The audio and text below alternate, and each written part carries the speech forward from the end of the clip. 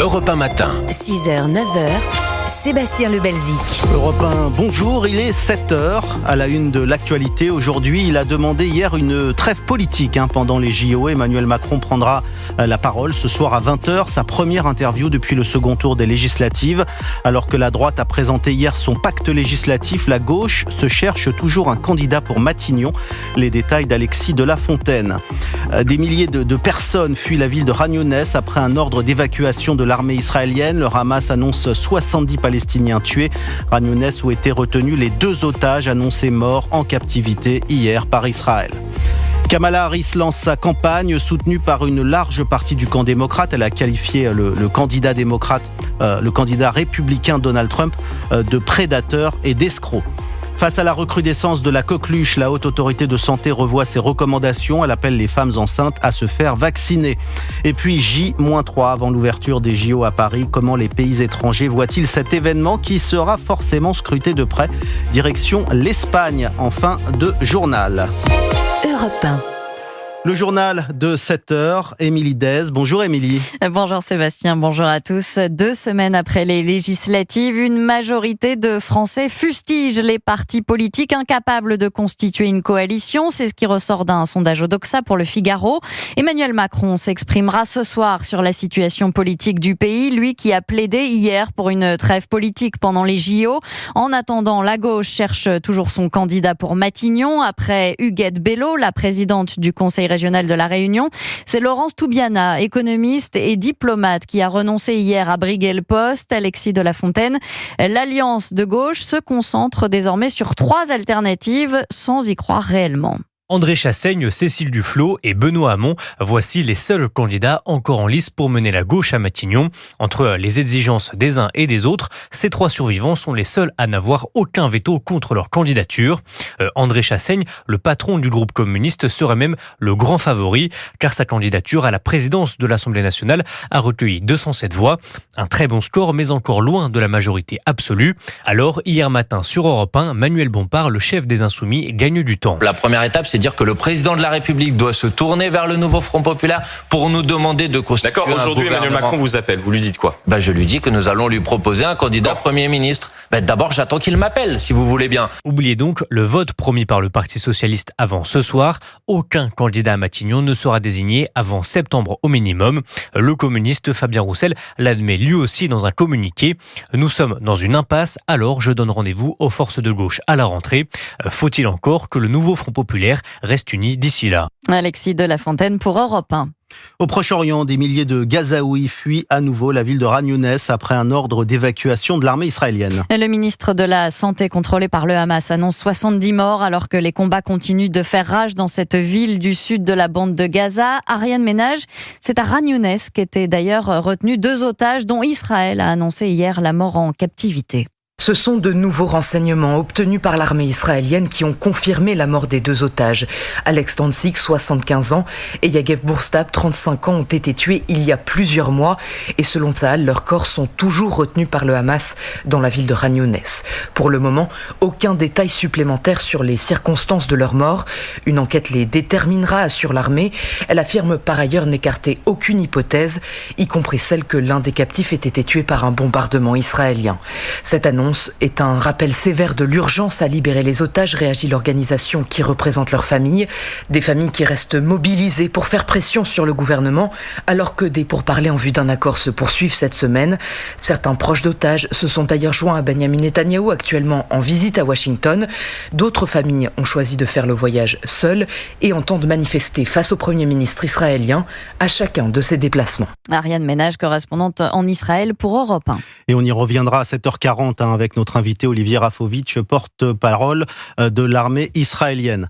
Aux États-Unis, Kamala Harris se dit fière d'avoir le soutien des démocrates. Selon les médias américains, elle est quasi assurée d'être désignée candidate après le retrait de Joe Biden. Kamala Harris tiendra aujourd'hui son premier meeting de campagne dans le Wisconsin. Nous allons gagner, assure-t-elle. Kamala Harris, qui a attaqué frontalement le candidat républicain Donald Trump. Elle l'a qualifié de prédateur et d'escroc. Joe Biden, lui, fait son retour à la Maison-Blanche aujourd'hui. Il s'en était éloigné après avoir contracté le Covid. Une question ce matin, qui l'a convaincu de jeter l'éponge? Réponse d'Anne Toulouse, correspondante d'Europe 1 à Washington. Le 27 juin, à peine le rideau retombé sur le fatal débat de Joe Biden, Van Jones et David Axelrod ont pris la parole sur CNN pour demander que le président mette fin à sa candidature. Ils avaient l'un et l'autre fait partie de l'administration de Barack Obama. Le second est resté l'un de ses plus proches conseillers. Ce harcèlement, qui a pris de l'ampleur dans les 3 semaines qui ont suivi, durait depuis des mois. Lorsqu'Hollywood s'est mis de la partie, c'est par la voix de George Clooney, un ami proche des Obama. Il est plus que probable que l'ex-président était au courant de la tribune que l'acteur a publiée dans le New York Times.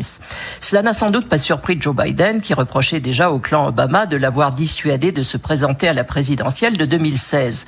Le président a sans doute été plus touché par l'intervention de Chuck Schumer, un vieux compagnon de bataille au Sénat. Mais le coup décisif a été porté par Nancy Pelosi, ancienne chef de la Chambre des représentants, qui a la réputation de veiller sans état d'âme sur les intérêts des parlementaires démocrates. Anne Toulouse, correspondante d'Europe 1 à Washington. Europe 1, il est 7h06. La piste d'un conflit sur fond de trafic de stupéfiants est confirmée près d'une semaine après l'incendie qui a fait 7 morts à Nice. Et des victimes collatérales, selon le procureur. 2 hommes de 25 et 21 ans ont été mis en examen. 3 autres individus sont toujours activement recherchés. Et puis l'enquête avance au Mans après la mise en examen d'un homme de 30 ans accusé d'avoir attaqué un chauffeur de taxi. Cet homme est connu pour sa radicalisation. Selon les premières investigations, les jours précédant l'agression, il avait acquis des armes en vue de commettre une action violente au nom de l'idéologie djihadiste du groupe État islamique. Agression prévue dans des lieux publics au Mans. Face à l'augmentation des cas de coqueluche en France, la Haute Autorité de Santé revoit ses préconisations de vaccination. Et depuis le début de l'année, la coqueluche a causé au moins 17 décès, dont 12 chez des nourrissons de moins de 2 mois. La HAS recommande donc des rappels pour les femmes enceintes et leur entourage. Yasmina Katou. Oui, tous les papas, les grands-parents et même les tantes et oncles des nouveau-nés sont invités à se faire vacciner avant de rendre visite à un bébé qui a moins de 6 mois.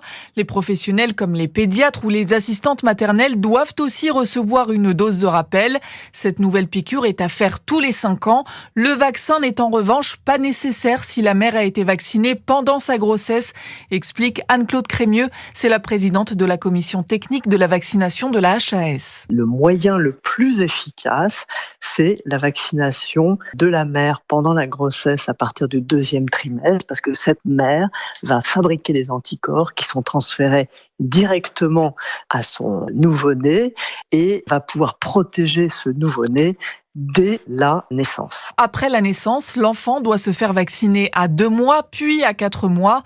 Par ailleurs, pour limiter les risques de transmission de la coqueluche, il est recommandé de porter un masque si vous avez le moindre symptôme. Yasmina Katou pour Europe 1.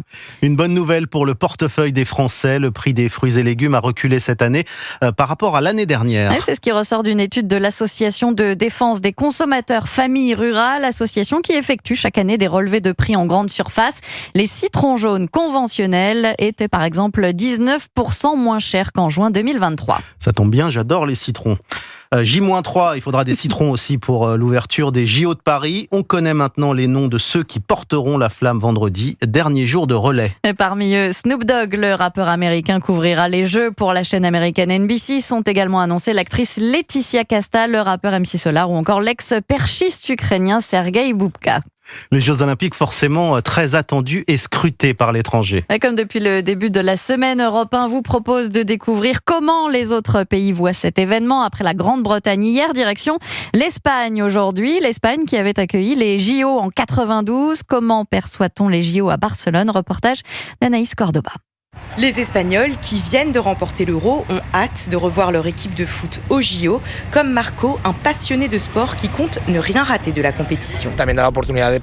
C'est aussi l'occasion de regarder à la télé des disciplines sportives qu'on n'a pas l'habitude de voir, comme le water-polo, l'athlétisme, la natation. Quand on aime le sport, c'est un événement incontournable. Et là, je pense que ça va être des Jeux Olympiques historiques, car ça fait des années que Paris souhaite organiser les JO. Donc je m'attends à une grande fête du sport. Même engouement pour Maria Rosé qui se remémore avec émotion les Jeux Olympiques de Barcelone en 1992. J'en ai profité à fond car j'étais jeune. C'était une super ambiance ici, extraordinaire. Et j'espère que ce sera pareil pour Paris. Ce que je ne rate jamais, c'est la cérémonie d'ouverture avec le défilé de tous les pays.